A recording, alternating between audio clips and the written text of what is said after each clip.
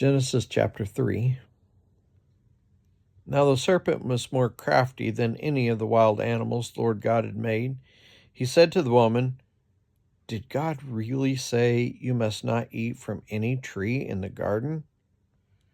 The woman said to the serpent, "We may eat fruit from the trees in the garden, but God did say you must not eat fruit from the tree that is in the middle of the garden, you must not touch it, or you will die." "You will not certainly die," the serpent said to the woman, "for God knows that when you eat from it, your eyes will be open, and you will be like God, knowing good and evil." When the woman saw that the fruit of the tree was good for food and pleasing to the eye, and also desirable for gaining wisdom, she took some and ate it. She also gave some to her husband who was with her, and he ate it. Then the eyes of both of them were opened, and they realized they were naked. So they sewed fig leaves together and made coverings for themselves. Then the man and his wife heard the sound of the Lord God as he was walking in the garden in the cool of the day, and they hid from the Lord God among the trees of the garden. But the Lord God called to the man, "Where are you?" He answered, "I heard you in the garden, and I was afraid because I was naked, so I hid." And he said, "Who told you that you were naked? Have you eaten from the tree that I commanded you not to eat from?" The man said, "The woman you put here with me, she gave me some fruit from the tree, and I ate it." Then the Lord God said to the woman, "What is this you have done?" The woman said, "The serpent deceived me, and I ate."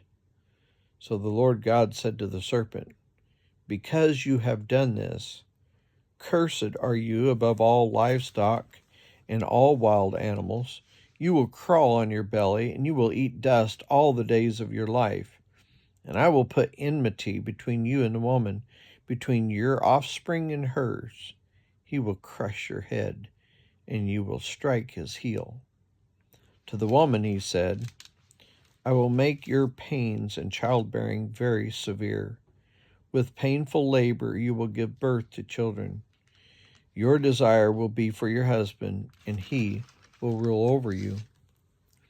To Adam he said, "Because you listened to your wife and ate fruit from the tree about which I commanded you, you must not eat from it.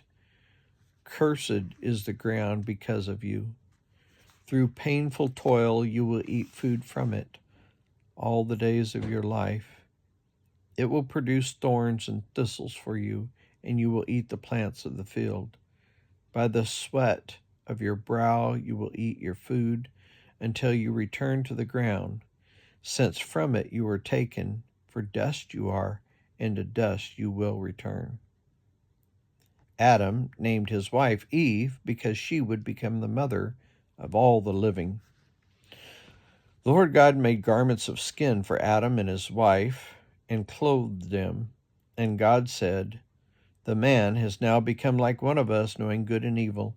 He must not be allowed to reach out his hand and take also from the tree of life and eat and live forever."